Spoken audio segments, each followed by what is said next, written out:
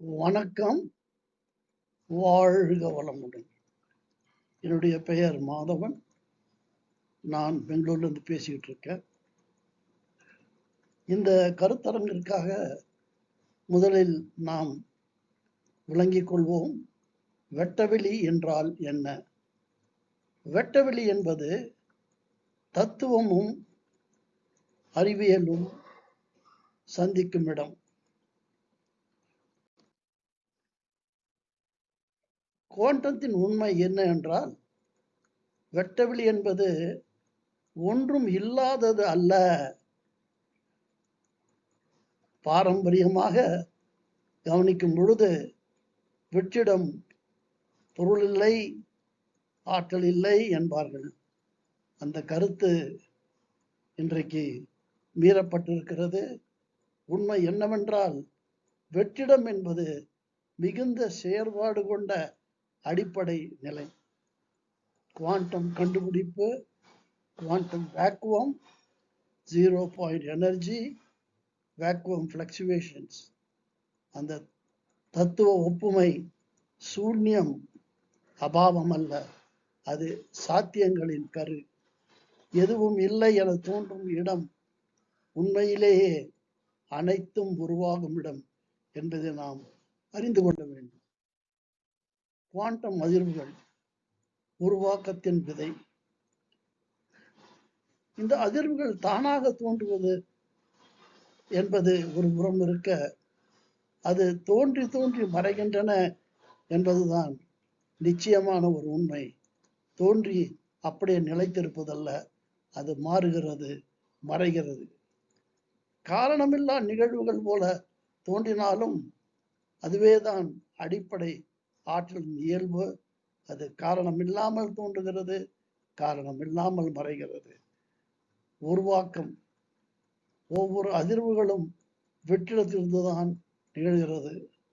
உருவாகாதது என்று எதுவும் இல்லை. ஆனால் அது உருவாகுவதற்கு முன்பு வெட்ட வெளியே என்பதை நாம் புரிந்து கொள்ள வேண்டும்.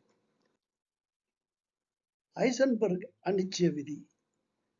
அனிச்சயம் என்றாலே நிச்சயம் அல்ல என்று புரிகிறது. ஆக இந்த பிரபஞ்சம் நிச்சயமா, பொருள்கள் நிச்சயமா, அதிர்வுகள் நிச்சயமா, அசைவுகள் நிச்சயமா என்பதெல்லாம் பார்த்தால் அது அனிச்சயமே.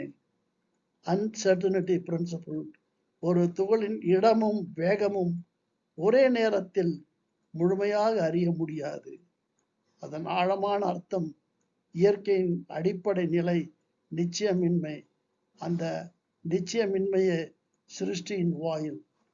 பூரண நிச்சயம் என்பது மரணம், அனிச்சயம் என்பது அதில் உயிர் என்பதை நாம் புரிந்து கொள்ள வேண்டும். குவாண்டம் புலன்கள். வெட்டவெளியே முதன்மை. துகள்கள் அல்ல,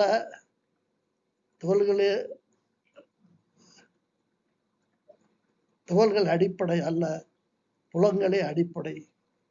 ஃபீல்ட்ஸ் ஆர் த ஃபண்டமெண்டல். அதிர்வுகள், துகள்கள் புலத்தின் அதிர்வுகள். முழு பிரபஞ்சமும் ஒரே வெட்டவெளி புலத்தின் வெளிப்பாடே. இந்த இடத்தில் ஸ்பினோசா அவர்களை கருத்தில் கொள்ள வேண்டும். அவர் நினைவூட்டுகிறார், substance is one, its modes are many. Observer effect, சாட்சிய உருவாக்கம். இந்த அப்சர்வர் எஃபெக்ட் என்பதுதான் இங்கே மனிதனின் அறிவை முன்னிறுத்துகிறது.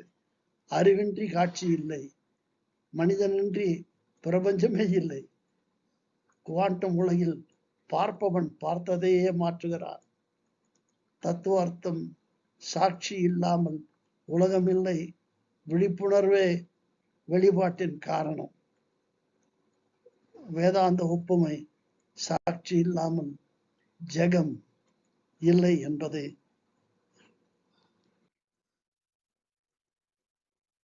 காலத்திற்கு முன், பிக் பேங்க்கு முன் வெட்டவெளி. வெட்டவெளி நிலை காலத்திற்கும் இடத்திற்கும் முன். பிக் பேங் என்று சொல் வெளிவதற்கு முன்னே அதற்கு முன்பாக இருந்த ஒரு நிலைதான் வெட்டவெளி. பிக் பேங் ஏதோ ஒன்றிலிருந்து வந்தது அல்ல, வெட்டவெளி போன்ற நிலைமையிலிருந்து வந்தது.